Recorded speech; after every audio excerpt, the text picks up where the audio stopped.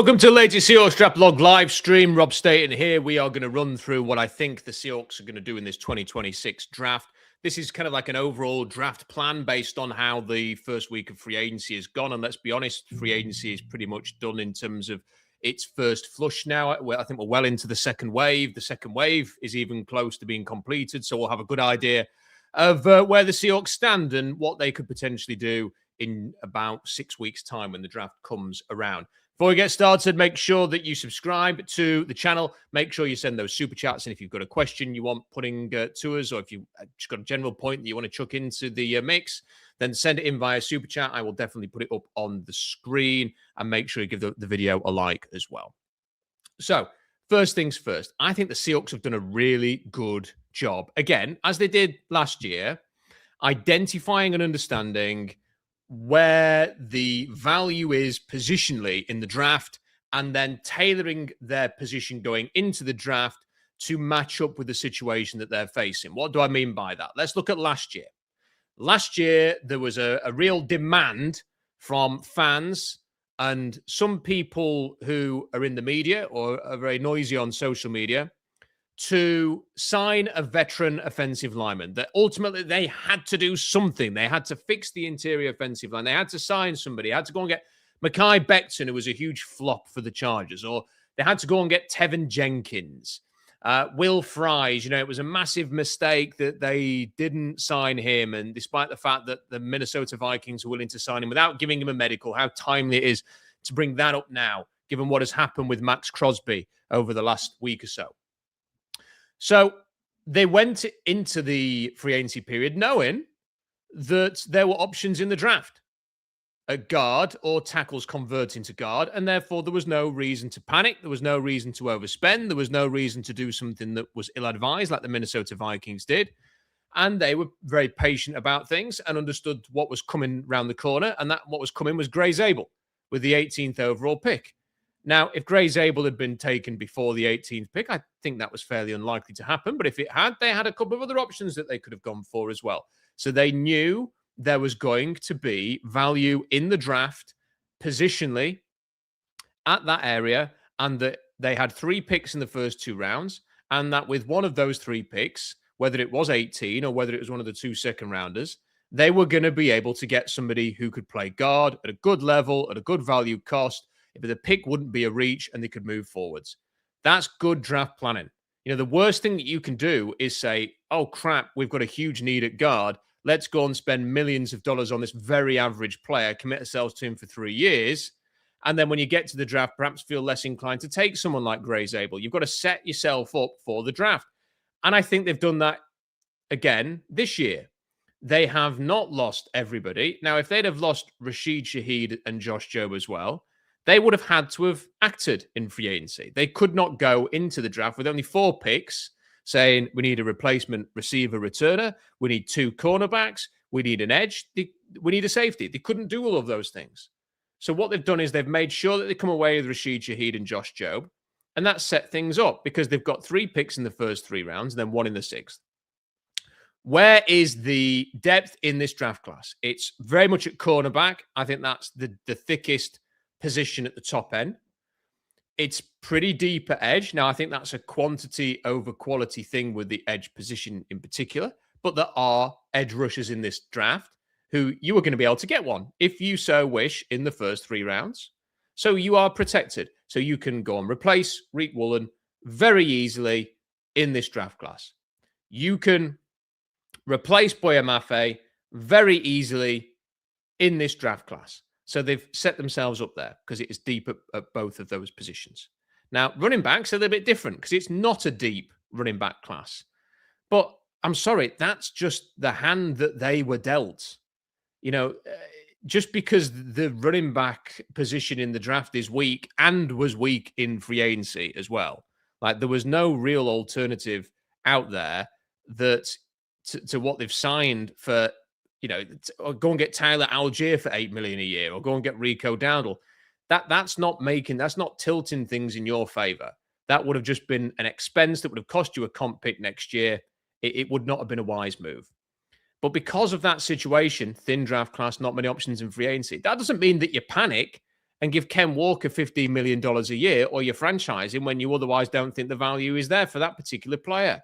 That's called a dumb mistake. That's called overreacting. That's not being disciplined. That is going against what your own assessment is of a player that you've had for 4 years. You've just got to play the hand that you dealt there. They've got to find a solution here. And that will be either to draft somebody. It's going to be to see what options are in free agency after the draft.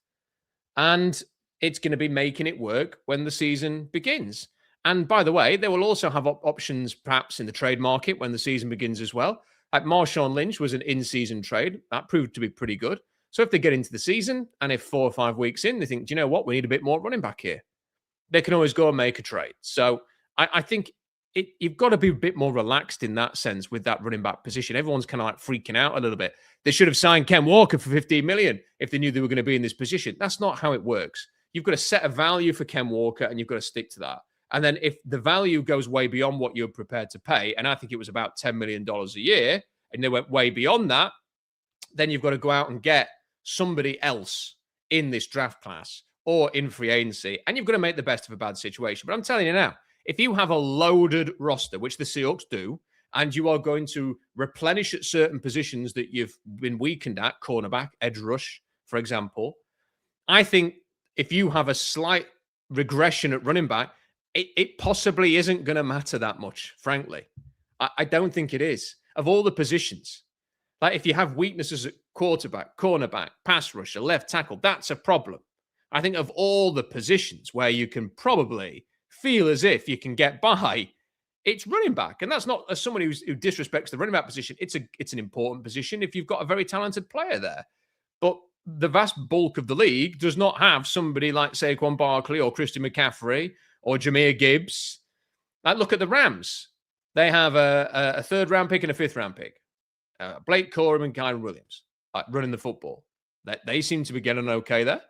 Like, that's probably what the Seahawks are going to have to do this year. They're going to have a similar setup. They're going to have a setup where their running backs produce for them. So I think it's fine. I am not concerned at all about the running back position. They might be able to address it this draft. They might not be able to. I'm not panicked about it. The main thing is that they're going to be able to replenish it to other positions, which is the edge and the quarterback.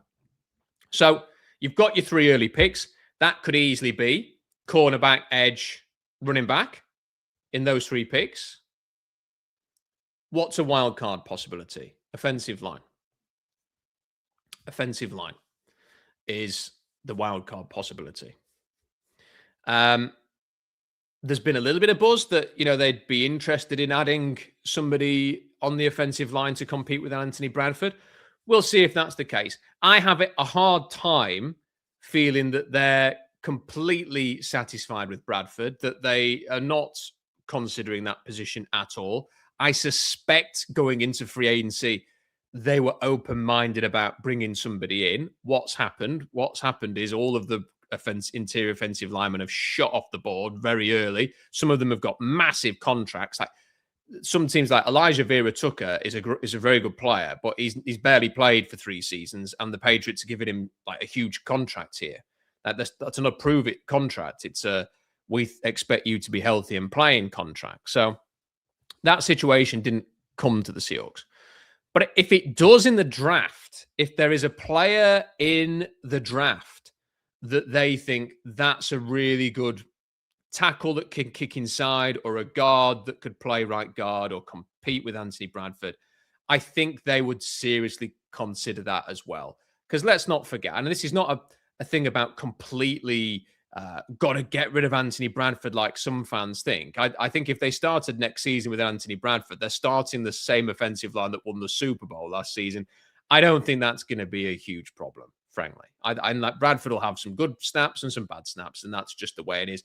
That's the way of the NFL. Like Dre Zabel had some bad snaps as well at times as a rookie, but people don't tend to highlight those as much. Maybe they weren't as ugly as Bradford's bad moments, but it's still a fact that Sundell and Zabel also had some issues as well as Anthony Bradford. So the point is if they don't do this, it's not the end of the world. But if somebody is there that they're interested in, then they might consider them, especially if the value is so much better than it is at other positions, whether that's in the 1st round, the 2nd round, or the 3rd round.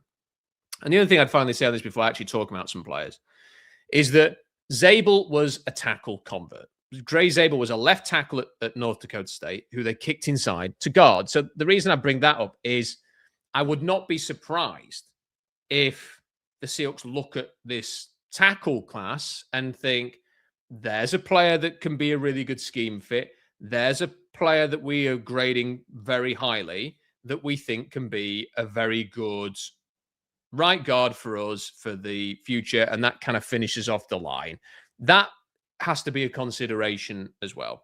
And Anthony Bradford is out of contract next season. So unless he has an amazing year and he gets an extension, which I would suspect is at this stage looking like a stretch, they are going to need a plan. It's whether or not you necessarily need to have that plan now versus in 12 months' time. But I'm just saying, if they get to 32 or 64 and there is a guard or tackle who can convert to guard that they think, yep, that's great value, then that is a possibility as well. So we've kind of set the table there in how I'm thinking about things. Let's bring up the horizontal board here. So this is on SeahawksDraftBlog.com. This is a very recently updated horizontal board. If you go onto SeahawksDraftBlog.com and you will see a tab at the top of the page that says horizontal board. And unbelievably, if you click on that, you will get to the full horizontal board. I have zoomed in on this section because I want to start off talking about the edge rushers and the cornerbacks. Now, you might be wondering, what do the white and gray zones mean? Well, the first one, because you can't see it here because I've zoomed in, the first one is like legit first rounders. So I have Arvell Reese, Caleb Downs, and Dylan Thieneman as legit first round players. The second section is players that I would be willing to take in the first round, because often, unless you're picking in the top 10, you are going to face a situation where you own a first round pick and there are no legit first round picks there left to select. So these are players that I would still take in the first round if I needed to. The third zone is the second white zone there. That is a second round grade. And then the third one, you get back into gray. I'm calling that sort of late second, early third. So that would be the range where the Seahawks are picking at 64. So that's the zoomed in section that I'm referring to here.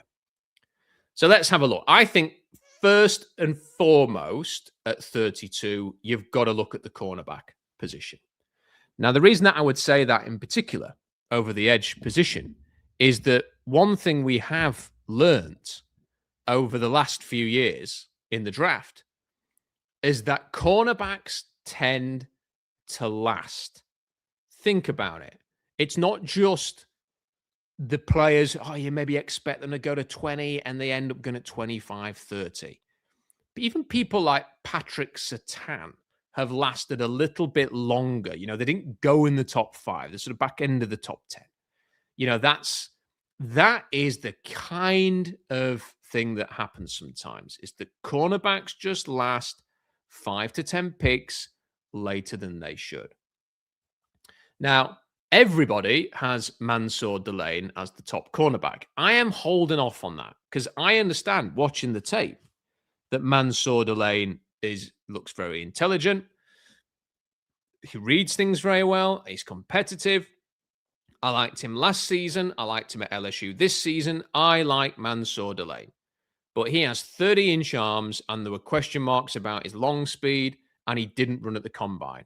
Now, if he doesn't run at his pro day, that is a reason for concern for me. It makes me think, well, how fast is he? And if we're talking about a 4.6 runner or a late 4.5 runner with 30-inch arms, I can't put him as cornerback one personally, because I think it's all well and good looking smart and savvy and intelligent on the field in college. When you get to the next level, you're going to have a certain level of athleticism to go with that. And I know that some people could go, well, look at Joe Hayden. He ran a 4.56 or something like that and been a very good career. I understand that. But there are also cornerbacks who don't run very fast, and they're not very good. And if he's got the short arms as well, I don't know. I just want to see some testing information on Mansour Delane before I put him above the likes of Avian Terrell. And then you've got Jermod McCoy. This is a player who did not play a single snap last season, was expected to go to the Senior Bowl and didn't. and then didn't do anything at the combine. And many people are saying that, Todd McShay's been on this, that people are sick of his agent. I think his agent is David Mulugeta, my old friend, who once rang me because I wrote a piece that was not in favor of Earl Thomas's holdout, which was quite interesting to get that call. But he's not done anything, and I find it very difficult to put Jamod McCoy as the cornerback one as well, because on tape you can make a justification for that. But if he hasn't played football in such a long time, and you don't have any testing numbers, and you've not seen how he's recovered at the Senior Bowl, it starts to sort of make me think, do you know what? I might let somebody else roll that dice. And if somebody else makes that pick and he ends up being a legendary cornerback, fair enough. Congratulations to them. But I'm just going to take a little step back there and maybe not roll the dice on him, given he hasn't played for so long. So then I think Avian Terrell is a fantastic player. I want to run through my scouting notes for him. I've got my document open now, and I'll read through what I think about Avian Terrell. I think he's a fantastic player. Now, I don't think he's going to be there at 32. But going back to what I said earlier about cornerbacks lasting, maybe he could. So this is what I said about Terrell. Plays bigger than he is. Tough, physical corner. Covers well when running across the field. Plays the run a lot better than expected for his size. He genuinely has a top run defense grade. It's 85.2. Sticky downfield and seems to have recover ability. He's not big. That can be an issue at some times, but he is used in quite a versatile way. Clear NFL bloodlines. His brother is A.J. Terrell of the Falcons, had a very good career so far. Always seems to be in the hip pocket. Has a very natural feel for the position. Very comfortable in zone, triggering to the throw, and shows great closing speed. Just looks like he can seamlessly play at the next level. Was used as a blitzer with some success and had 3 sacks last season. Reads the plays well, can work through traffic, and capable of planting a hit even at his size. Will come off his man to make instinctive plays in coverage successfully. Times his contact well when in close coverage to avoid being penalized. Plenty of evidence of him running routes for receivers, can cover large areas of the field, evidence of him taking one half from a snap on the right hash, so one half of the field. Missed 5 tackles in 2025, but 3 came in one game against Louisville. That Louisville game was his worst of the season. He also gave up a big touchdown. 464 snaps at outside corner, 110 in the slot, 67 in the box, 2 at free safety. A very talented, competitive cornerback with natural ability. I think there's every chance he emulates his brother in the NFL. I think if Terrell somehow lasted to 32, you've really seriously got to think about taking him there. I think he's the kind of player who maybe he's not going to be Richard Sherman. Maybe he's not going to be Patrick Surtain. Maybe he's not going to be Darrelle Revis. But he is going to be somebody who plays a very long time in the NFL. He's going to be a 2-contract player. He's going to be somebody, at least, he's going to be somebody who you can plug in and reliably get a decent to strong level of football performance from him at cornerback. I think he's a terrific player. I think he's a top 20 player in this draft class. But as I say, if cornerbacks last and he lasts, you've got to think about him there. If Brandon Cisse also lasts, I equally think you seriously have to consider what he brings to the table. This is what I've written about Brandon Cisse. Only 6 foot and 189 pounds with 31-inch arms. Didn't run at the combine, but did jump a 41-inch vertical and a 10-11 broad. They're very explosive numbers. If he's not going to run, I want to see explosive traits. Those are explosive traits. Clearly has an outstanding athletic profile. Just wish he'd done more at the combine. That's my next line. Only 1 interception in 2025, and it was a gift. Lobbed up for grabs by the quarterback. Has got the kind of twitched up spring in his legs that the top cornerbacks have at his size. Can sink into his hips, backpedal, and stay at top speed. As a forward-moving player, he is excellent. An attack dog versus running plays and screens. Processing for the run is top-notch. Decisive, makes his mind up, gets after the ball carrier. You can use him to attack the line of scrimmage as a runner off the edge. Safety mentality, which I think is the kind of thing the Seahawks are probably looking for at cornerback. Can jam at the line as well as any corner in this class. Currently better in man, where he can battle, and zone, unfortunately, is an adventure at times. Looks like it's a processing issue and can get confused. Struggles to identify his role in the scheme, and there are botched plays. Double moves cause him some problems, but he did give up only 1 touchdown in 2025. He did give up a 76-yarder, though, in a tough game against Texas A&M. Has the tools needed to be very good? It's just about ironing out the issues. There's a lot of talent with Cisse there. It's really about how confident are you in bringing him in and refining him versus some of these other cornerbacks who I think are going to provide a base level of performance. So Terrell and Cisse, if they're at 32, could easily be the pick. I think you go down to the next two names on the list as well. Colton Hood. The more that I watched of Colton Hood, the more that I liked. Now, he has bounced around mock drafts. That at one point he was being put in the top 15 and people really liked him. And then, this is how the sausage is made with these mock drafts. The people, the big name mock drafts, not the ones that kind of just get chucked out there. The big name mock drafts typically bash the phones, get a pulse of what the league's saying, and that's what they're doing there. It's not so much a talent evaluation thing, a mock draft.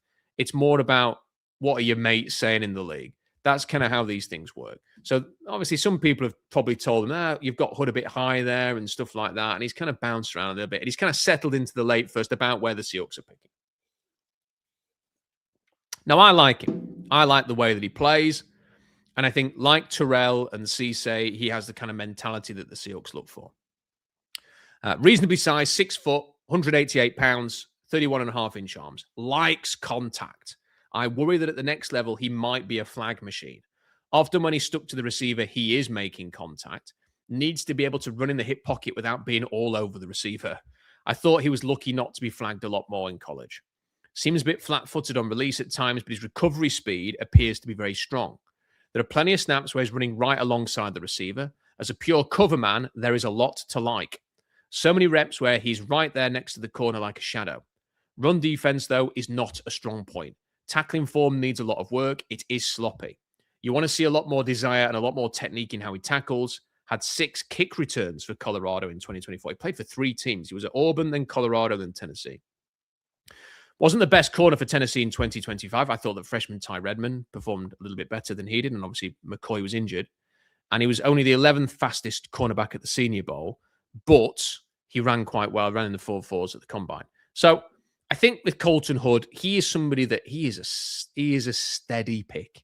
If you wanted to get a cornerback who is probably not got as much upside as a Terrell or a Cisse, Hood fits into that kind of bracket. You can put him in. He'll probably be able to start reasonably quickly for you. There might be some growing pains. You've got to work on the run defense. You've got to work on how the contact stuff. Like it's impressive to an extent because he's always close, but you do wonder, like, can he time the way he touches receivers a little bit better so he's not going to get flagged at the next level?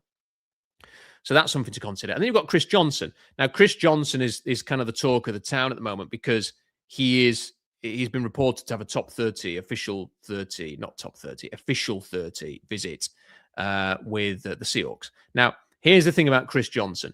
Classic Seahawks personality. Very mature, grounded, no ego to him, very respectful, all about football. They will I guarantee you, that he stayed at San Diego State for 4 years and didn't transfer. They will like that about him. They'll probably like him a bit more than Colton Hood have bounced around. Johnson is an interesting player. Now, there are some people who think he is the best cornerback in the draft. I think Brian Boldinger, unless I'm mistaken, has him as the best cornerback on his grading. So some people think Chris Johnson is really freaking good. And there are some people that I've listened to, who I respect, who think he's like a 3rd-round pick. I've kind of split the difference there as putting him as a late... I've kind of put him in as a sort of 2nd-round range. So I don't think he's a 3rd necessarily. I don't think he's a 1st necessarily, but I understand that he could go in the 1st. Here's what I said about Chris Johnson. Some face guarding. Doesn't appear to have a ton of suddenness. Can give up a very big cushion at times in zone. Shows a high level of football intelligence and capable of playing with his eyes on the quarterback. I really like the way that he does that. Like he understands zone concepts. He understands where he needs to be. He knows what's happening in front of him. And because he's very clued up, you can see that he does his homework. He can afford himself to have a little peek into the backfield, see what the quarterback's diagnosing there, and he reads and reacts off that. It's very impressive the way that he does that. Times his contact well when playing off and reading, reacting. The contact isn't too early. Does let receivers get in behind, though, and he is too often recovering. Very physical, very good in the run game. I put testing will be key for him. I've not updated this section of the notes since the combine. Was the 8th fastest player at the Senior Bowl. Then he gets to the combine. He runs very well. That allays some of the fears. Now, on tape, I know there was that. I was expecting him to run in the 4.5s, I'll be honest. Like when you look at the tape, you think this is not somebody who's particularly fast. And my concern with him was that because he plays so off his receivers in college, if he plays any closer or if he is playing in man, is he just going to get beat? And is he fast enough to stick? And even when he was playing quite off, he was still getting beat in behind. And I was thinking, that worries me a little bit. Like, because you aren't going to be able to give up that level of cushion that he was giving up in the NFL because they'll just go to it every time. Like, have a cheap 6 yards. You know, like running for 5 yards every single time. Like, you can't give up the cushions that he was giving up there, but he did still get occasionally beat deep. So I was thinking, you know what? I do like the physicality. I like the fact he'll come up and hit you in the face. I like the run defense. I do like the clearly very intelligent player and diagnoses very well. But there is just that lingering concern that he's going to give up big plays. And I understand why some people have concerns about him. But I also understand why some people really like him. And I think he's also fairly consistent and level-headed. So it's a tough one for me. Like, there is a chance the Seahawks will take him. I've been sort of thinking of him. I use this phrase in the week, and I kind of was thinking of Chris Johnson when I wrote it, was that the chances are Seattle's first pick in this draft, whether it's at 32 or after trading down a handful of spots, you won't be trading down very far, I don't think. So I don't think there's going to be a desire to trade up very far in this draft class. You're going to end up with the equivalent of Paul Richardson after you last won the Super Bowl. Like, if you remember, the Seahawks traded down from 32. I think they traded down again, and they took Paul Richardson. Now, Paul Richardson was fine. He didn't have an amazing career, and he was a one-contract player for the Seahawks. I think there's a chance that like someone like Chris Johnson could be Paul Richardson at quarterback. So decent, you know, not somebody who you must keep at all costs that's going to get a mega contract down the line, but somebody that for 4 or 5 years can do you a job. That's kind of how I personally feel about him. But here's the thing. You've got 6 names there. 6 names that could be an option for the Seahawks at 32. So you have to weigh it up. If you don't take cornerback at 32, is there going to be someone at 64 who you like? And I have got Hezekiah Massas in round 2/3 in the range where the Seahawks are picking. I think he is really, really good. I think Massas is really good. I'm going to come on to him in a second. Chandler Rivers, I think he's really good. And I think he could be possibly even a Bryant replacement, you know, a cornerback who transitions to safety a little bit. Keith Abney has got something about him. I think he's a decent player. And Keontae Scott cannot play outside to save his life. But my word, he plays like a small Cam Chancellor when he's playing inside. So I think those players are really good. I'll just read you what I've written about Hezekiah Massas, because this is what I'm talking about. There is some depth to this position. So you might think, I just really want Avian Terrell, or I really want Chris Johnson or something like that, or Brandon Cisse. But you might be looking at 64 and thinking, yeah, I can sort of wait on this position a little bit if there's somebody else that I want. And that's going to be the key thing. We're going to go back to, we'll go back and forth with these positions.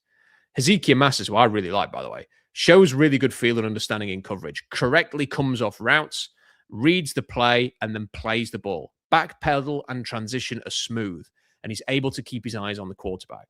Mirrors superbly, just so sticky in coverage, over the middle and when he's down the sideline on the red line. Has an X factor to him, just looks like someone destined for the NFL. Traces receivers across the middle and outlasts them with his speed. A really instinctive player who reads the game. Has had penalties, but I think technical fixes can sort this. Had 5 interceptions in 2025 and 18 passes defended, both ranked number 1 in college. Did give up 4 touchdowns as well last season, though. Attacks wide receiver screens, disengaging off the front block to disrupt and hit the ball carrier receiver. He's 6'1", 180 pounds, 31 and 1/8 inch arms. He ran a 4.46. Not the most explosive player, only a 31.5 inch vertical.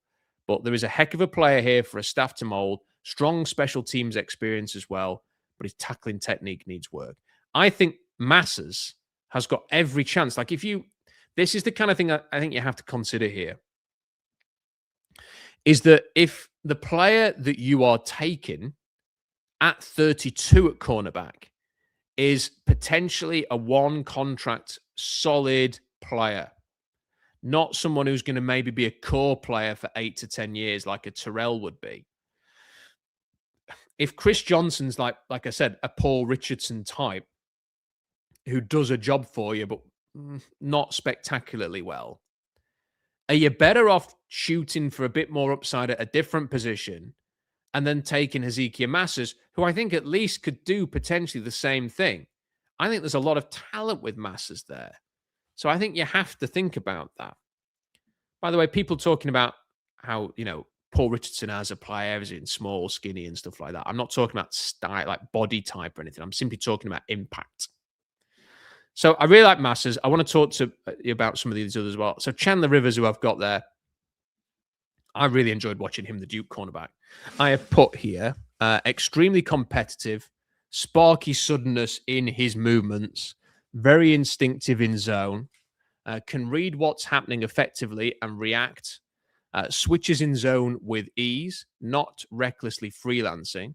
He understood his system, has a relentless determination to get to the ball or the ball carrier, jams receivers like he's 15 pounds heavier than he is, very good blitzer when he kicks inside, has potential to drop and play safety, which is why I think, for him, potentially, you could be looking at somebody who could be a Kobe Bryant replacement as well.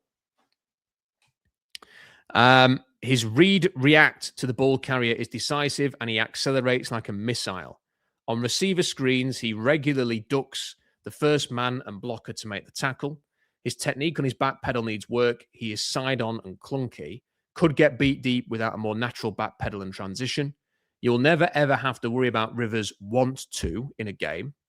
I think the Seahawks are like that. Despite his size, 5'9", 182 pounds, I think he can play outside. He ran a 4.440. That's 4.40. 39-inch vertical, 10-10 broad, explosive. Very short arms, 29.38 inches. That's an issue. He missed only 6 tackles in 2025. It's good for a cornerback. Only flagged twice in 2025. He gave up 1 touchdown and had 2 interceptions. Had the bulk of his snaps were outside, 591 versus 154 in the slot. Run defense was a 70.8 grade, but I thought he performed very well versus the run. So again, that's another player there in Chandler Rivers who, if you took him at 64, I'd be happy with that. Absolutely no issue at all. And it goes beyond sort of those 4 that I've got in that bracket. Here, this is round 3. So, if you're 64, I've not really got a problem with you taking one of these guys at 64 because it's pretty much a 3rd round pick. So I think Dalen Everett's, he's got hit and miss tape. I think he would be worth considering at 64. Julian Neal's a very good cornerback from Arkansas. Jaden Kennedy is from Oregon. He's a slot cornerback. I really enjoyed watching his tape. He's another player who I think if you wanted someone who's played cornerback, who is going to switch to maybe play safety for you and do what Kobe Bryant did, I think he's another one who could do that. D'Angelo Pons, look, D'Angelo Pons' tape is fine. Like, whenever he comes up against a really good big man, I have a real hard time with it. He's just too small. Like, some of these cornerbacks are small, but don't play like the 5'9". He genuinely looks like Kyler Murray's out on the field. Like, it is actually a real problem with Pons. And I don't know. I don't think he can play outside at all. Devin Moore, the injury issues are a bit of a concern. He's got talent, but there's the injury issues there, and you've got Malik Muhammad as well. So the point is that there's a lot of depth at cornerback.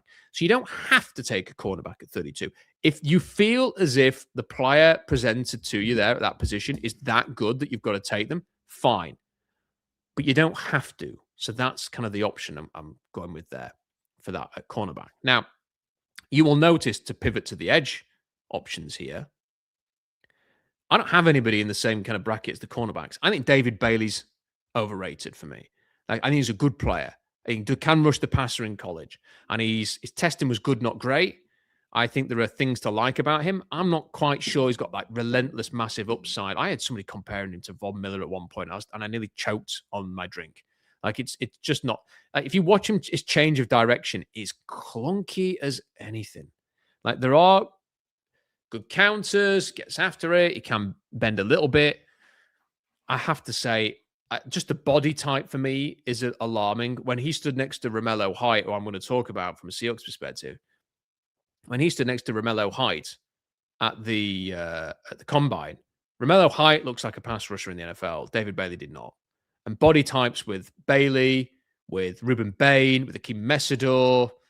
I think that there are big R. Mason Thomas, Cassius Howell. The body types are all a big talking point of these edge rushers. So I think David Bailey is a little bit overrated. I like everybody else. I've seen Ruben Bain play and dominate games, and Messidor. I've seen it happen. We've all seen Miami play. There were a lot of games where we didn't do anything, and the short arms and the lack of testing and stuff like that for now is a concern for me. I want to see Ruben Bain run a 40. I want to see Ruben Bain jump. I want to see Akim Messidor run a 10 yards. But little things like that. Give me those numbers to feel a bit more confident about it. Until you give me that, you're staying where you are on the horizontal board. But, the Baileys and the Bains are not going to be there. Let's look at the others. Now, you get to 32. I don't think there's as much depth at this position as cornerback, but there are still some interesting options. So at 32, could Cassius Howell be an option for Seattle? Well, I think he could, because the thing about Howell is he bends off the edge. Like his arms are ridiculous. I've talked about him. His arms are so short that he basically rushes the passer like an armless man. Like he doesn't even try and use his hands sometimes. Like the arms. I've never seen a pass rusher who keeps his arms almost like by his side and just tries to dip like he's got his hands, like he's handcuffed almost, trying to get around the left tackle or the right tackle. I've never seen that before, the technique, but he kind of has to do it because if he starts trying to get into the pads with 30-inch arms, it isn't going to work for him. But he has got a great motor. He has, got some quickness to him and some size in his frame, if not with his arm length.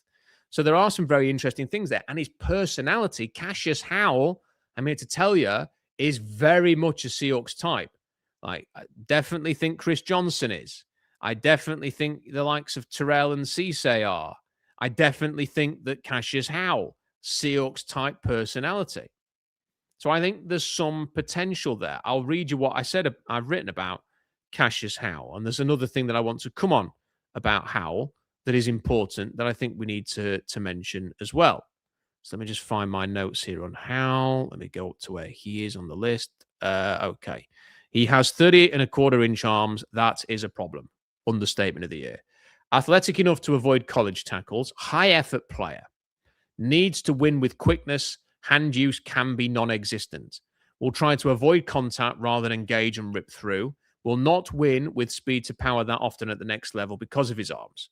Feels one-dimensional and not sure he is quite athletic enough to warrant rolling the dice. Could be a liability versus the run at the next level. Can catch tackles on their heels, though, with his quickness. Doesn't really have a counter when initial plan stalls. Might be limited to a specialist rusher role at the next level. Does not drop into coverage with ease. Has developed a good Euro step move to beat tackles. Can sprint to the edge and dip around contact. Can you live with one big shove ending a lot of pass rush attempts, though? However, he will also have quick wins due to quickness, so could be productive yet inconsistent. He reminds me of a quicker, angrier Yannick Ngakoue. Now, Yannick Ngakoue had, I think, something like 70-odd sacks in the NFL. And the reason that he never stayed at one team was because it was hard to commit to him because of the measurables. But generally, when he went to his latest team, he caused sacks. And that's the kind of thing. Like, what are the Seahawks looking for here? Sacks. They need some more sacks. And Boye Mafe was your specialist pass rusher, and he created some pressures, but he didn't get any sacks. Now, if you are looking to replace Boye Mafe, and people keep saying like, "Well, DeMarcus Lawrence, has not got long left." You need to think about the next DeMarcus Lawrence. You need to draft a body type that's more like that. Not sure about that. I think that Derek Hall is the next DeMarcus Lawrence. I think that that's the transition from Lawrence to Hall. I think what you need is someone who is a better pure pass rusher to complement what you already have with Hall and Lawrence. And that's that quickness and speed off the edge. If they keep Chenna Nwosu, and I think they will, but I think at some point his money's going to come down. I just don't think why release him now? Like, there's no point doing it now because you're just tipping your hand for the draft and stuff. His money's going to have to come down, but he's not quick anymore. He's not a quick winner. Like, he's getting up on age. He's had some injuries. I mean, look how slow he was running in that touchdown in the Super Bowl. Great player, physical, tough. Will get you some sacks. Good player. Really like Chenna Nwosu. Want to keep him, but not as quick as he once was. You need some more quickness. You need those quick wins off the edge. So even if Cassius Howell's a crap run defender, and even if he isn't going to win with speed to power, maybe, just maybe, you put him off the edge on 3rd and 10, he's going to get home and get a sack. And maybe if we're looking at players who might only be at the end of round 1 in this particular draft class, a 1 contract player, if you're lucky, maybe 2, but maybe not a long 2 on expensive, Jackson Smith-Jigba, Devin Witherspoon, Charles Cross money. If you are looking at someone who can come in and basically replace Boye Mafe for 4 years, I don't think somebody who can get after it and get you 8 to 10 sacks as a specialist rusher is the worst thing in the world. And given he is so much personality driven towards what the Seahawks look for, I think Cassius Howell could be an option there. Romello Height, I think it's too early to take him in round 1. But he's not getting talked about very much in round 2 either. And I've got him there. I think he would be a sneaky option for the Seahawks. Now, the reason I say that is because I think the Seahawks pay a lot of attention to pass rush win percentage. I think they did when they took Riley Mills. I think they did when they took Byron Murphy.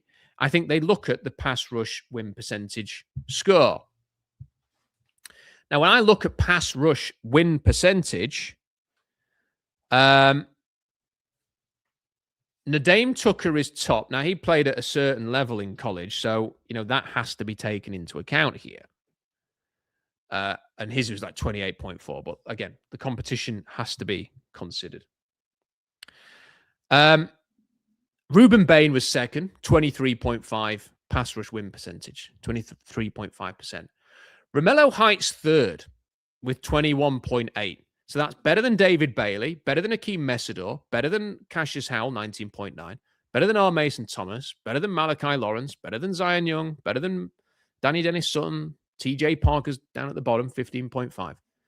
Romello Height's pass rush win percentage is very good. And if you are drafting somebody to be a specialist pass rusher, Romello Height feels like a good option there. Because I'm not asking Romello Height to get his hand in the dirt on 1st and 10 on the first snap of the game and go and dig someone out and set an edge. I'm asking him to get on the field on 3rd and 6 and go and get Matt Stafford. Go and get Brock Purdy. Now, if you watch him on tape, you are not going to see somebody who is a dog versus the run and is going to hold that edge and do all of those things like DeMarcus Lawrence does. But if you watch him on tape, what does he do? He gets to the quarterback. He gets to the quarterback. The pass rush win percentage is very good.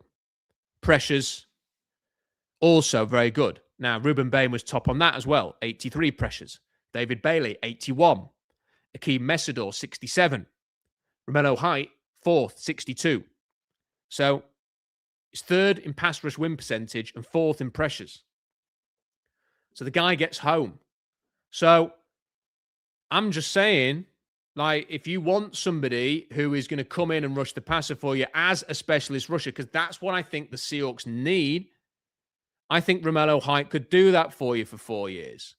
So if he's there at 64, if you've gone cornerback first, I think put a ring around Romello Height. He could be an option. If he's there at 64, like, could I imagine the Seahawks going Chris Johnson, Romello Height? Yes, I could. Is that going to have everybody rushing onto X to celebrate the great draft the Seahawks have had? Probably not. But that's because people aren't really thinking about it. They're looking at names. they're looking at perhaps the wrong things. The Seahawks need to replace Reed Woolen, and they'll want somebody who is more reliable than him, who can start quite quickly. That might be Chris Johnson. It might be Colton Hood.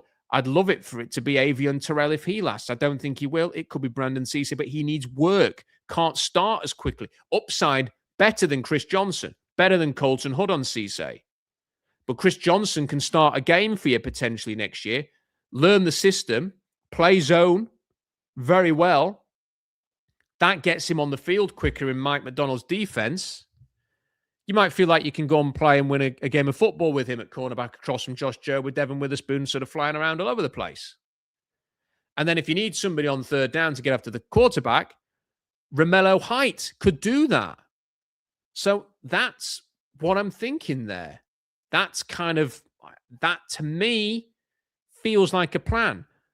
But if you got to 32 and you really like Cassius Howell and you think this guy fits, this guy's going to be our specialist rusher, he can get after it, he's everything that we look for apart from the arm length, but we're going to take him because everything else is great, it's just the arms. And you take Cassius Howell at 32, let's say, can you go and get Hezekiah Masters, Chandler Rivers, Dalen Everett, who else have I got here? Julian Neal, at 64. Yeah, you can. So the mindset that I'm having here is that I think with this draft, because this draft is what it is, it's not a great draft. You're not thinking necessarily at 32, I'm going to go and get the player who's going to be a 10-year starter for the Seahawks. I think you've got to look at this draft and go, this guy's going to be with us for 4 or 5 years. And then we'll suck it and see. We'll see where we are in 4 or 5 years. You're not necessarily going to get that player who's going to be sort of the next Byron Murphy, Gray Zabel, Charles Cross, Jackson Smith-Njigba, Devin Witherspoon, Derek Hall, who you extend without a second's thought, and they're going to be here. You're probably looking at your Ken Walkers and your Boya Maffeys and people like that who are one-contract players who can do a job for you, can help you win a Super Bowl. But you're not necessarily paying him $20 million a year at the end of the deal. That's the point I'm making. And I think that kind of an outline, Howell and Masters and Johnson and Height, makes a degree of sense. Now, just to finish off with the edge rushers, there are some other options. I don't think TJ Parker's... I thought his tape was really bang average. And his pass rush win percentage is not good. Like, tested okay. I don't know. I think someone's going to take him before 32 because I think there's that much of a need for edge rush still, especially at the back end of round 1. I'm just not sold, personally. I think I'd rather have Height later on. Malachi Lawrence is a player. Oh, do you know what? I loved what I saw initially, and then I saw the testing, and I was like, oh, God, yeah, this guy. And then I found some information out about his speed, like his max speed on the field in college football. This is not at the combine, not at the Shrine Bowl where he was at. This is in college football. His max speed was above all of the other sort of big names that we're talking about here. So he is somebody that is very quick. But there's just a lack of refinement there, the run game stuff. And I don't know, is he a better specialist pass rusher than Height or Howell? I don't think he is, which is why he's a frame down. R. Mason Thomas, he's in the same issue with Cassius Howell. He does not have ideal measurables. He just doesn't have the athletic profile that Howell has, which makes it very difficult to justify taking him in a certain range. I think you're going to have to look at him at the end of round 2. And then Jayshawn Barham, I think, is like a consolation prize. If you get to the end of round 2 and your Thomases, your Lawrences, your Heights have gone, I think Barham's got something about him. Run defense was very good when he played off the edge. There's a bit of untapped pass rushing potential there. He's moved over from linebacker. I think he's a good player. He's hard-nosed. He's said to be quite insular, quite reserved as a character. I'm not sure if he's necessarily going to be a fit or not in that regard. But he is somebody who is interesting enough to consider at 64. And then I have to shift over and just quickly talk about the defensive ends that I've got there. Bain isn't going to be there. Bain is not going to be around at 32, obviously. I don't think Keldrick Folk is either. Like, Folk for me was a big disappointment at the combine. I was like, come on, show me something. Like, you've not had you show flashes on tape. Your production stinks. Let's see something at the combine. Think, oh, wow, this guy is like, he's going to be And he didn't. Like, I thought his combine was really sluggish. Now, you're going to get to sort of the middle of the first round, and Tampa Bay have not done anything to help their pass rush, really. So they're going to need to draft somebody. And if they get there and Bain's gone, they're going to have to sort of think, right, okay, are we taking Akim Messidor at 15? Are we taking Cassius Howell at 15? TJ Parker? What we're going to do here if we have to fill this massive honking need we've got? And they might just say, we're going to take Keldrick Fault. We can justify that one a bit easier than the others. I'm not sure he's shown enough in this draft process to warrant that. And he didn't run at the combine either, which was a concern. So he just did the on-field drills and he didn't look great. So, I'm not sure about that, but he's not going to last to 32 anyway. Akim Messidor's the one that could. Now, he is a strange player to analyze. So his pass rush win rate is 20.8, really good. It's below Tucker, Bain, Height, Bailey, and Joshua Josephs, but it's ahead of Thomas, Howell, Moore, Lawrence, Crawford, Young, Llewellyn, etc. Pressures, he is third behind Bain and Bailey only. His run defense is a 90 grade, which is, there's only two players with a 90 grade on run defense in this group, and Jayshon Barham's the only other one. So that, you can kind of get a bit of a picture there of what you're getting. He is somebody, let me go up to his write-up that I've got here. He is somebody who, when he was at West Virginia, they played him at about 280 pounds and made him play inside. And then you're sort of looking at Miami, and I think everybody assumed he was still 280, and he kind of was playing a little bit still bulkier. Now, at the combine, he was 259. He didn't run, didn't do any testing. And it just made me think, when I get these players who they've been up in weight and then they come down in weight, and what's the quickness levels like? If you're 250 pounds and that's what you just naturally are, you're a natural edge, 250 pounds, always been quick, always had that suddenness in your get off. You run at the combine, oh, look, he's run a 4.47 or he's run a 4.51 or something like that with a great 10-yard split in the 1.5s. Not surprising. When your weight's been up at 280, 285, and then you come down to sort of 265, 270 maybe, and now it's gone down to 259 because you're trying to slim down because you want to play the edge in the NFL, it's not conducive with quick twitch suddenness because you're kind of watching your weight a lot more. You're kind of maybe slowing down and bulking up, and then you're trying to slim down, and you're not necessarily going to get the speed back there. You've not done the speed training that you've always been doing. I mean, why would you do speed training if you're rushing inside? So it's hard to get an angle on his level of upside. He is 25 years old, or he will be when drafted. He'll be 25 years old. So he's not a young player. That automatically puts him in that one contract range, which is why he might last to Seattle at 32, or one of the reasons why. The other reason is he's had a significant injury history that's going to need checking on. He's had surgery on both feet. That can be a problem. So the medical checks are going to be big with him. Don't be surprised if teams are put off and he lasts to round 2 as a consequence of that. Equally, he is a good enough football player in this pretty crap draft class to go in the first round still. And he could be long gone by the time Seattle pick. It could go either way with him. Major production in 2025, 13 sacks, excellent win percentage of 20.8%. Can get around the edge and beat offensive tackles. Also willing to drive through tackles to find a different route to the quarterback. Challenging evaluation given he isn't a twitchy type, but the wins are often done quickly. I know that doesn't really make sense, but if you watch the tape, you'll kind of get it. You do see a level of quickness off the snap, but suspect he won't run brilliantly. It's weird. That's what I actually wrote. It does show some shiftiness getting out of his stance, and his arm over is usually successful. Listed at 6'3", 259, 32 and an 1/8 inch arms, 10-inch hands. Great big hands, shovels for hands. That's great. Short arms, though. Does line up inside at times, and like Bain, can attack outside shoulder of the guards and succeed. Really good inside counter when he can quickly get into position and attack with an arm over move. Motor is full on. He will chase backwards to trap ball carriers and sprints to the sideline yards away from where he initially started. Has a vast array of counters and plays with a plan in his head. Run defense is a massive positive. As with Bain, performances seem to fit two extremes: great or quiet. Testing is key with his age, injury history, and frame. You need to know there's an upside here, and he didn't test at the combine, is what I put. So, it's a mixed bag. Now, I can see them being interested in him. And if you wanted someone who's going to okay, we need someone who's going to come in, who's going to be productive, who's going to just get after it, as a pass rusher. Akim Messidor can do that.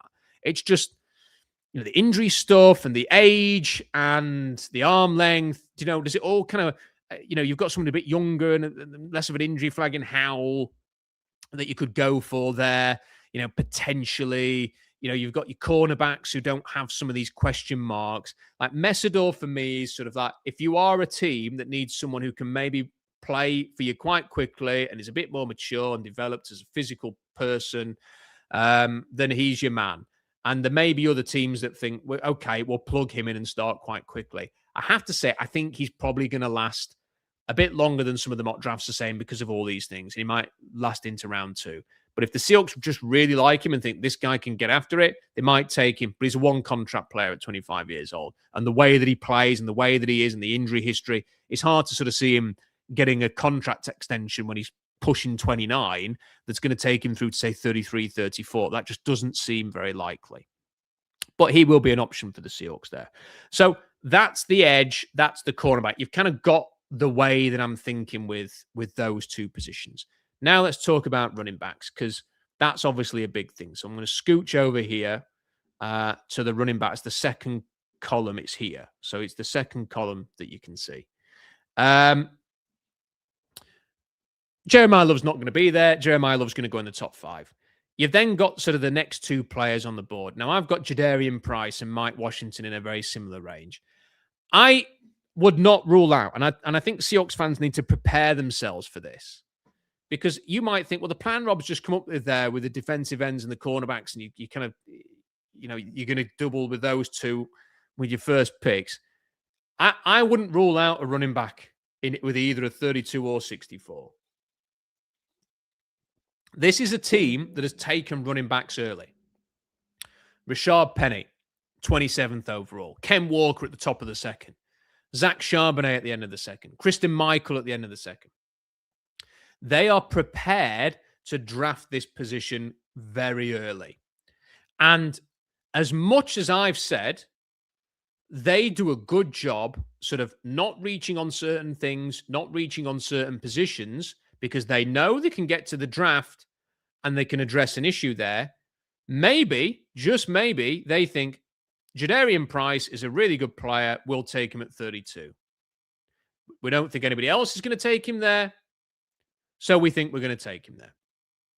And that's the plan. And if he ain't there, maybe they trade down and take Mike Washington. Or maybe they think they can get Mike Washington at 64. Or maybe they just think we like Mike Washington, but we like Emmett Johnson as well. So we can get one of those in round 2. Like, they might be thinking, we are so freaking comfortable with the options at running back in this draft that we're going to take one. Now, you might think, I don't want to take Jadarian Price at 32. That feels like a reach to me. And I understand why some people might think that. All I'm going to say is, if you go on Lance Zierlein's gradings, he has Price as the 30th highest graded player in the draft. 30. So, according to Lance, it wouldn't be a reach to take him at 32 because he's got him at 30. Daniel Jeremiah has got him at, I think it is 40. Let me just have a check. Jadarian. 40. He has him at 40. So that's not a massive reach. Like, if you take the 40th best player, and the chances are that some of those in Jeremiah's 39 picks before, or players ranked before Jadarian Price, that there will be some that are not on Seattle's board, whether that's injury, character, or whatever. It's not a reach, is it? To take someone at 30. It says he's 37th and you take him at 32. It's not a reach. Right? It's something that we have to embrace and consider, that they may just think Jadarian Price is freaking good and we're going to take him at 32, and that's that. And I come back to this point again. If you look at this draft as full of one-contract players, not necessarily players you're going to extend, if you want instant impact, if you want bang for your buck, if you want to take a player at 32 who week 1 is going to take the field and get you stuff, production, Jadarian Price can possibly do that.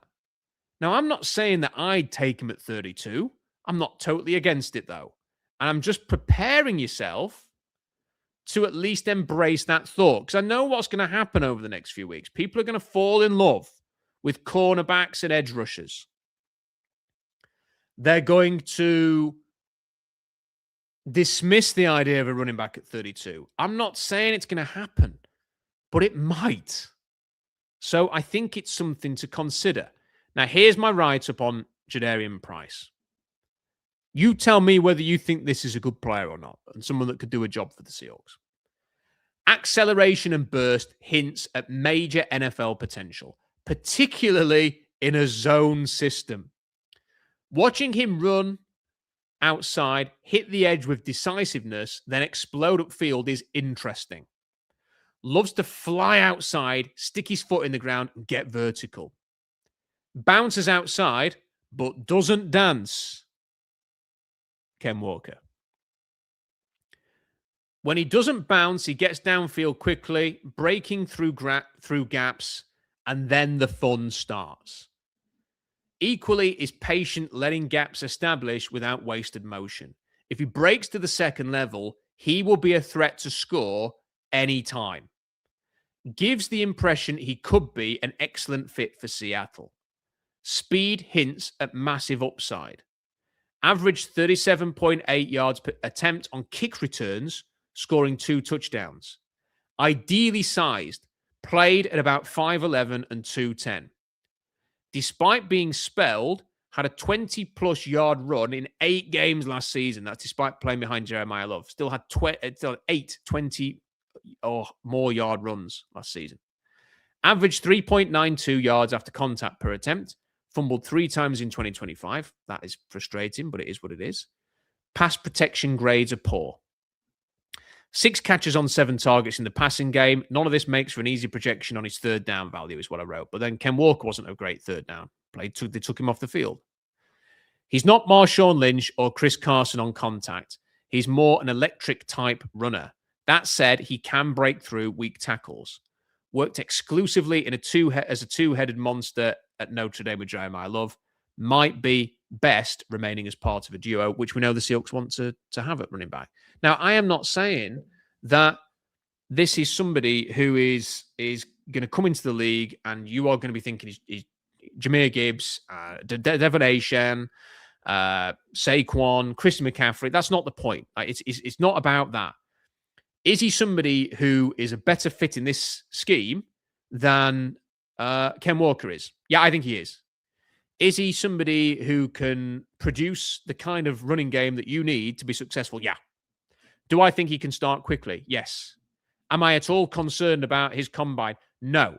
Because people are overreacting to the combine thing. Like, he ran a 4.49, people. That's great speed for a running back. And yes, maybe he shaved 6 pounds to run a little bit quicker. Maybe he's a 4.52 instead. That's still really good for a running back. It's still fine. Like, people say, oh, he didn't jump a 40-inch vertical. Like, it's only a 35-inch vertical is explosive. Like, he's not a freakish athlete, but he's a very explosive athlete. There's a lot of things that he can do very, very well. So I'm just saying he's an option. If they want to go running back early, plug him in with your other options as part of a time share at the running back position. I think Jadarian Price could do it. So I'm just saying that's I'm throwing it out there. I'm sure some people will be open to it. Some people will hate it. If it's not him, I've been Mike Washington Jr. exploded last Senior Bowl. And then we were talking about him a bit more, and then gets to the combine. Everyone's talking about him because of his run. He didn't do any of the drills, just the run, the 4.32 or the 4.33 or whatever it was. We were talking about him on Seahawks Draft Blog throughout the college football season. So all I'm going to say is, like, if you jump, maybe you're not interested enough in the draft and college football that you get to this time of year and you want to dabble in a bit of that. But if you are interested in the draft and college football, follow Seahawks Draft Blog from August to December, because we are talking about players between August and December that people are just stumbling across now. And Mike Washington was a blog favorite throughout the season. Now, I think he's a very interesting player. This is my blurb on him. Shows great burst and decisiveness to shoot through openings. Second fastest player at the Senior Bowl at any position. A cornerback was number 1 and he was number 2. accelerates brilliantly for a 220-pound back, changes direction well, and finishes his runs. Has a gliding quality to his running style you don't often see on a physical back like this. Gets to the outside, allows blocks to establish, then cuts upfield with explosion. Looks like he could be a very useful outside zone runner. Hits the hole well and finds gaps up the gut. When he gets to the second level, he accelerates and becomes very difficult to stop. Has home run hitting potential. Collected yards after contact during the best spell of his 2025 season. His impact was limited by how often Arkansas had to play from behind. Their defensive performance last season was shockingly bad. Dodges and weaves through tackles, capable of making defenders miss in space. Reminds me slightly of Niall Davis, who was the former Arkansas running back. Fumbles have been an issue in his career. It's worth noting that a lot of his fumbles were at New Mexico State. I have not gone back and studied all of the fumbles from the previous year. He had, I think, 3 this season. It wasn't as many. It is something he's going to have to work on, though. But it is often a case in college that you have these kind of fumbles. And look, that's up to the coaches. Like for me personally, this is how I would view it. If I see a 225-pound back who can run a 4.33 and can run through people and can lead your running game and be a massive explosive weapon, if he's had a few fumbles, I'm saying to my running backs coach, please fix that for me. Because if we can fix that, then everything else is amazing. And I'm rolling the dice on that personally. Like, if maybe the running back coach can give you some advice on whether the technique things are fixable. But that is somebody who's very interesting. It's about how high do you take somebody like that? Like, nobody thought Rashad Penny was going to go 27th overall, and the Seahawks took him there. Like, would the Seahawks take Mike Washington at 32? Would they trade down a little bit and take him in the late 30s or the 40s? Who knows? Like, it's that kind of draft. I'm telling you now, all these mock drafts are kind of similar. They're very, very similar. We're going to get to the draft, and there are going to be some shocks. There are going to be some upsets. There are going to be some things that you don't expect to happen in the first and second and the third round. And someone like Mike Washington could go a lot earlier than people think. Now, I'm not saying it'd be right. I'm just saying it might happen because he runs as fast as Devon Achane, except he's 30, 40 pounds heavier than Devon Achane. So that's something to remember. Something to remember. Now, it doesn't have to be that they take somebody at 32 or 64. I think Price and White Washington are the clear options. I really like Emmett Johnson at Nebraska. I just don't think he's an outside zone runner, even despite the fact he's a quicker and smaller running back. I don't think he is. Nicholas Singleton is interesting. Nicholas Singleton is someone who, I don't know what happened last season. Penn State were a mess. And he seemed to take a backseat to Katron Allen. And Singleton is a far better athlete, far more interesting prospect than Katron Allen is. But it just ended up being really, really bang average last season. And then he went to the Senior Bowl, started off well, broke his foot, and he's been out ever since. His testing profile and upside is said to be amazing. So I'm just thinking if the injury situation means he lasts to the end of, let's say, round 2, and you think he's worth that, or if you trade down a bit, or even if he's there at 96, he is someone to consider. I'm not sure after that. I'm not sure that Katron Allen's a fit for the Seahawks. Adam Randall's semi-interested converted receiver, but I don't think Jonah Coleman is a zone running lead back.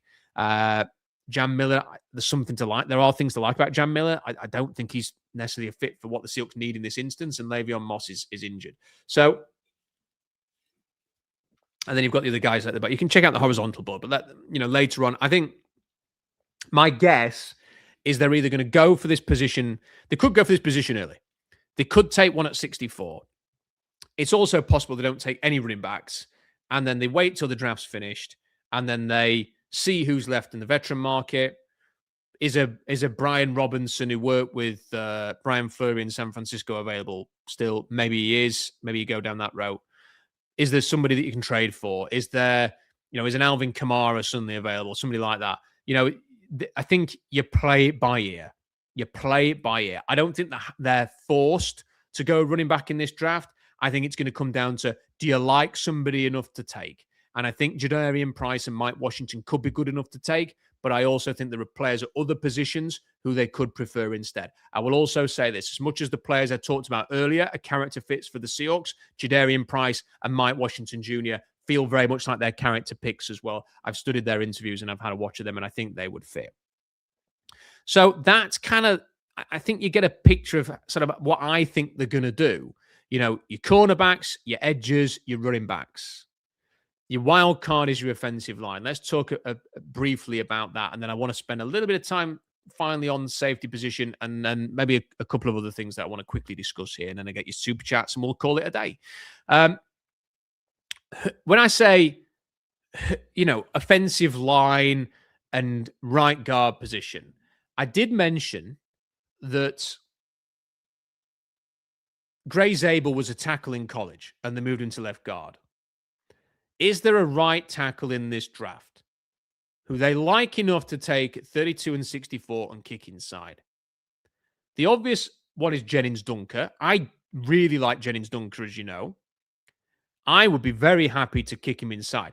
Now, I have studied some of the Senior Bowl stuff that I didn't see initially with him, and it worried me. It worried me. I didn't like the way that he performed on certain scrimmage reps and 1v1s that I hadn't previously seen when I went back. And it just made me pause ever so slightly and think I need to be a little bit more balanced in my evaluation of Jennings Dunker. There is a lot to like. Attitude, physicality, good zone blocking grade, plays through injuries, character fit. I think you plug him in. I don't think you'll ever have a problem. We won't be complaining about right guard again. It might be a perfect fit in zone. But I don't think he's going to be an issue there. I mean, Anthony Branford's not a perfect fit in zone. So I do like Jennings Dunker a lot. Would I still take him at 32? I don't know. 40? I probably would. 64? I definitely would. And like Todd McShay's got him 94th on his top 100. Like, if he's there at 94 and you're at 96, I'd move up and get him. Like, that'd be a bargain for me. So he's one option. But then you have to think, like, I'll just say now, if the Seahawks had the number 1 overall pick, I'd probably take Spencer Fano and put him at right guard. I know it's not a premium position, but I think Spencer Fano's freaking awesome and will be perfect in this system with the athleticism and everything that he has and his attitude and his personality. They'd be great. But if you get to 32, like, is a Max Iheanacho someone who can, for me, he's a great pass protecting right tackle. Has he got the athleticism? Has he got the want to, the nastiness to play God? I'm not sure. But maybe they think he has. He's got the athleticism to get out on the run and do zone. Blake Miller is a wonderful blocker on the move. Like, I have never seen a right tackle move as well across the line and then shoot through a gap, get up to the... I mean, he runs like a linebacker who is quick. Like, there are definitely, he gets himself into really awkward positions playing at tackle. Like, his body position, he has to recover so often, Blake Miller, with the positions he gets himself into defending the edge. But if you kick him inside, he hasn't got to worry about that. Like, he's blocking straight on or he's progressing to the second level and he's in attack mode. So, could they take Blake Miller and put him at right guard? Maybe they could.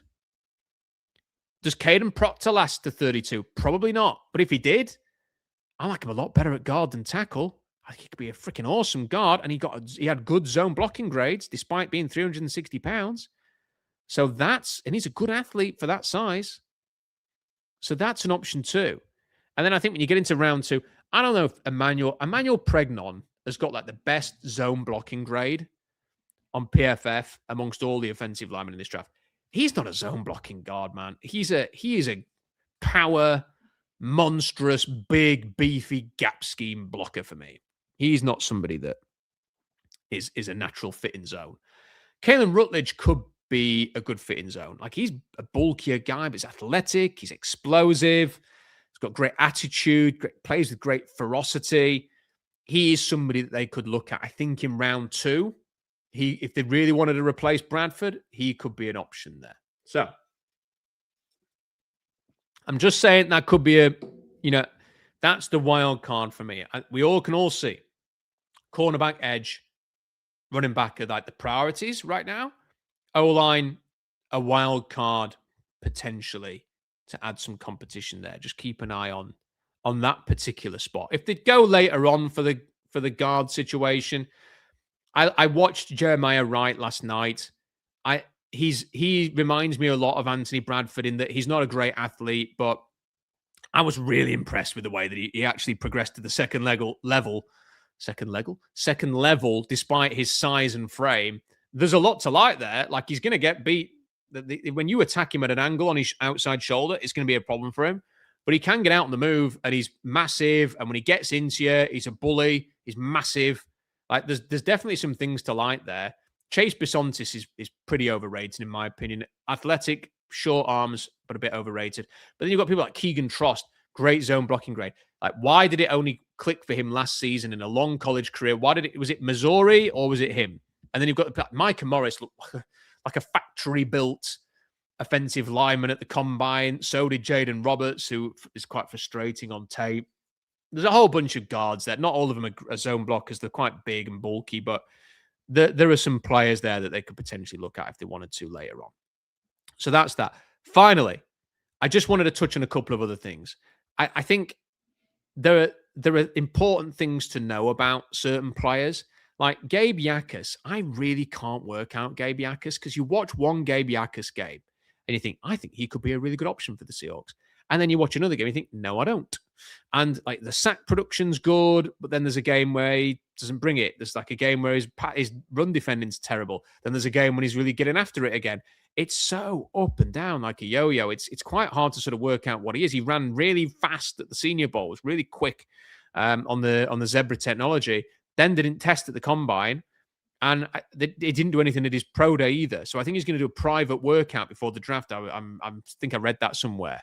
So we don't have the info on him. It's quite hard to gauge what he is, where he is. I think he could be an option for the Seahawks at 64 if they don't take a pass rusher with their first pick. It's just quite a difficult one to assess. Same with Joshua Josephs. Very inconsistent on tape, but you do see some really good flashes. Got some good length. Got the right kind of body type. But again, no testing numbers. It's hard to know sort of what the potential is there with him. Anthony Lucas, I watched him from USC. Like, the guy has got no refinement at all. Like, he's a head down, head first, get after it. I'm running forward. If you want him to sort of read, react, and seal an edge, he ain't going to do it. If you want to put him on the field and just get his head down and charge forward as fast and as forceful as he can do that. Like, there are some size comparisons to D-Law. He could be somebody later on. You kind of have a think about that. But he's also got an injury history that you want to have to dig into there. And I think there's some testing. He hasn't done so many testing things. And then Zion Young, Zion Young gets a good press in the media. And I'm not convinced there at all. He was very slow. His max time at the Senior Bowl was slow. He didn't run at the combine. He is not somebody who plays with any suddenness or quickness. He is slower. He was slower at his Senior Bowl with his max speed than LJ Collier, who ran a 4.9. Now, I don't know whether Zion Young's a 4.9 runner, but he's not going to be a 4.6. I think he's probably a 4.8 runner. I just don't want that. I don't want slow and sluggish. Hey, I'm going to turn up and beat you up with my physicality and my hands and stuff like that at Missouri. That's great. Guess what? All the Missouri defensive linemen have done that, and they did it better than he did. Who was the guy who went to the Cardinals? Cardinals draft history. I'm going to dig out his name because Missouri produces these players. Like, if you watch a Missouri football game, you know what you're going to get. And Darius Robinson was the player that I was thinking of. 27th overall pick in 2024. Watch the tape. Went after it. Got after it. Big, aggressive, strong, powerful, good frame, intense. Sets the culture, that kind of thing. Couldn't run. He's not done anything in the league in 2 years. Zion Young reminds me a lot of that. I don't think he's as good as Darius Robinson, and he's got the same lack of speed concerns. The things he does well, Robinson did well as well. But here's the thing. Robinson, a great character, and that was a big redeeming quality for him. Zion Young had a DWI weeks before the combine and the Senior Bowl. And he was speeding whilst he'd been on the drink. And he was arrested for that. That, to me, is as stupid as it gets. One, because it's incredibly dangerous to yourself and other people. But two, you're in draft season, man. Don't drink and drive. Like, there's never an excuse for doing that, but definitely don't do it during draft season, crying out loud. And then to be speeding to the point that you get arrested is just, that's not very smart. And when you watch his interviews, I've watched interviews with Zion Young where he's very determined, passionate, classic football player mentality. And I've watched interviews with him where I think, what's this guy on? Like he's all over the place. He's talking absolute bollocks. Like he's too zany and wow, and like he'd irritate the heck out of your teammates. I can't get a read on him, and I just think for me, that's just I'll let somebody else do that. Like he's not quick enough, he's not fast enough, and when you're talking about somebody's just put in the comments, smart, tough, and reliable is what the Seahawks want. So why Reek Woolen's not here anymore? I know there are some people out there having real difficulty understanding that. I've not been able to read the tea leaves on the whole smart, tough, reliable thing with Reek. I don't know. He's tough, Zion Young. I'll give him that. Is he smart and reliable? Don't know. And then the safety position before I get into the super chats. Like, it's not particularly deep. I think there are obviously some players there, and you're going to get to areas in the draft where you think I could take a chance on a guy like that. Like I finally had a chance to study Traden Stukes this week. He's a Seahawk. He is a Seahawk. Now, he played kind of safe. Like, he's listed as a corner in some places. He kind of played as a safety a lot for Cal. And for Arizona. He was very, very interesting at times. Very, very interesting. And there are things there that make me just think Kobe Bryant replacement potentially. Now, you might have to take him at 64 if you want to go down that road, and that might be too rich for them. But he is a player, Traden Stukes, to keep an eye on there. Bud Clark, massive production. I've come to learn that, with the exception of Tedrick Thompson, production seems to translate from safety in college to the NFL. AJ Halsey is more of a, run forwards, box type safety. I don't think they're looking for that kind of guy. I don't think they need that kind of player. Jalen Kilgore's interesting, though. Has played kind of both corner and safety. Very interesting there. Emmanuel Warren, I think, is very overrated. Zakee Wheatley could be a player that the Seahawks look at. Genesis Smith is a very good free safety prospect. Just if you want tough, hit you in the face, he isn't that. Like, he's a coverage guy, but maybe that's what they need. Maybe they need like a true free safety back there. Julian Love can kind of adapt to his role a little bit, play a bit more up at the line. You've got Nick Manwari as well. So maybe that's something that they would consider, but he's not a glass-eating safety. I think Traden Stukes could be a very interesting player here. I'd love to think Dylan Thiedemann could be available, but I don't think it's very likely. But then you've got the cornerbacks. Like, I do think that Ezekiel Massas, Chandler Rivers, Keith Abney maybe, Keontae Scott, Jaden Kennedy, maybe D'Angelo Pons. I think they could all do the Kobe Bryant thing and transition to corner, so transition to safety. So that's just something to keep in mind as well. So those are my thoughts. That's where I'm at. I hope that was interesting for anybody watching this in terms of what they may or may not do. But I think it's a very clear plan. I think it's a good plan from the Seahawks, and I think they've handled this offseason very, very well, in my opinion. Let's get into the super chats then. If you've got a super chat, send them in, because I'm going to finish with this. Alex says, where do you think Spencer Fano gets drafted? I'm not having that Spencer Fano is suddenly sinking down the board because he had short arms. Everybody knew that his length was an issue. I think he's potentially going to still go in the top 10. I think Miami might be his floor at 11. I just think he's too good. I think whether you want to play him at guard or tackle, I think he'd be a fantastic guard. Gray Zabel was 18th overall. The Cowboys took a guard, I think, 13th overall last year. There's not the stigma there. This kind of draft. Spencer Fano is more than a one-contract player. I think in this draft, anybody who you feel like can be more than a one-contract player, you've got to take. He could even play center as well if needs be, but I'd have him at guard. I think he's going to go in the top 11 picks for me. I think he's a fantastic player. If the Seahawks could pick anybody in this draft, for me, it may be him. I just think he's got so much talent.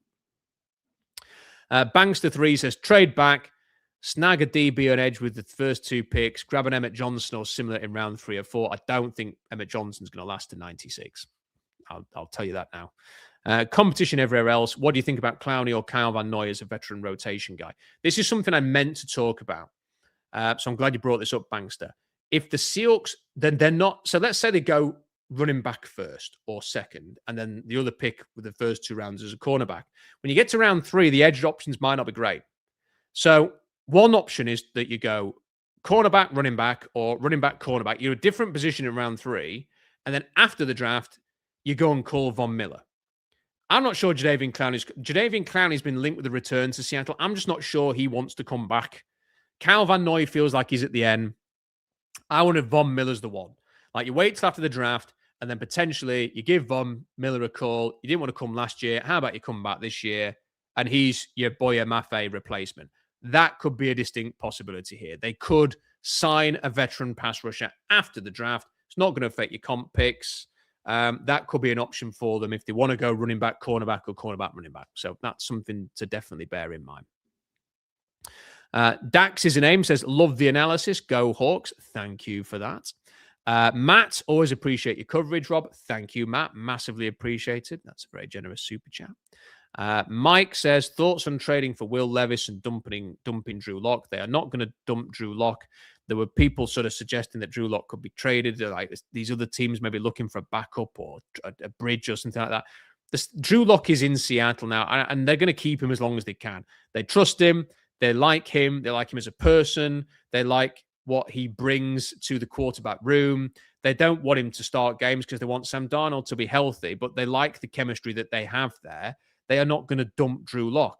Now, has Will Levis got age and upside on his side? Maybe, over someone like Drew Lock, who we've seen can't play in the league. I still think the jury's a little bit out on Will Levis, because as soon as Malik Willis got away from Tennessee, he's now become a wealthier quarterback and is going to get a starting opportunity in Miami. I hope for Will, whom I like. Now, people kind of attached Will Levis to me because I like Will Levis. Like, I was banging the table for the Seahawks to draft him. I was open-minded about the Seahawks drafting him. I wasn't banging the table. I was talking about as many different players. I thought he made a dog's dinner of his pre-draft process, frankly. He should have gone to the Senior Bowl. He should have stayed out the gym. He should have stopped posting on Instagram pictures of his biceps and his pecs. And I think that cost him. And he ended up with the Titans, and the Titans have shown to be a mess. And maybe they'll sort things out now, but it's taken a long time to get to that point where they sort it out. I think he needs a clean start. He needs to go somewhere where he can work with a good quarterback, head coach, or offensive coordinator, be a backup, wait for his opportunity, and do what Sam Darnold did. I don't think that's going to be in Seattle. Seattle's going to keep Drew Lock. They're going to keep Jalen Milroe, and that's going to be that. Now, there are quarterbacks in this draft that I'd be interested in. Like, if you said to me, would you be open-minded about spending a pick on Garrett Nussmeier? I would say yes. I mean, look, I think he's a reasonably talented player. And would I be open-minded about spending a pick on him? If you wanted to do that, I wouldn't hate it. I wouldn't hate a sort of investment in Cole Payton. If you get to the 6th round and the highest player on your board is Haynes King or Luke Altmaier or even Miller Moss, I wouldn't hate that either. I'm not against investing in quarterbacks. But I think their quarterback room's set. I don't think they're going to do anything. I hope for Will Levis' sake, because they've signed a backup in Tennessee. I hope he gets a chance somewhere. Just cut him and let him go somewhere else or trade him. I like Will. I've interviewed him. I know people who know Will Levis. I hope he gets that opportunity, but we'll see. And John says, thanks, Rob, for the great analysis as always. Thank you, John. Much appreciated. Right. We did an hour and a half there. So I hope that was worthwhile. I hope you enjoyed that. I've just noticed a comment saying Levis sounds very Sam Howell. Will Levis's arm is on a different planet to Sam Howell. I can tell you that now. There's a reason why Sam Howell went in round 5. And there's a reason why Will Levis went at the top of the 2nd round. They're physically very different players. Much different in terms of upside. Anyway, hope that was useful. SeahawksDraftBlog.com, all the kind of like draft notes. You know, I've read some of my draft sort of notes that I've written and the profiles. Some of them have gone up on the blog already. I'm going to keep posting those as we get closer and closer to April.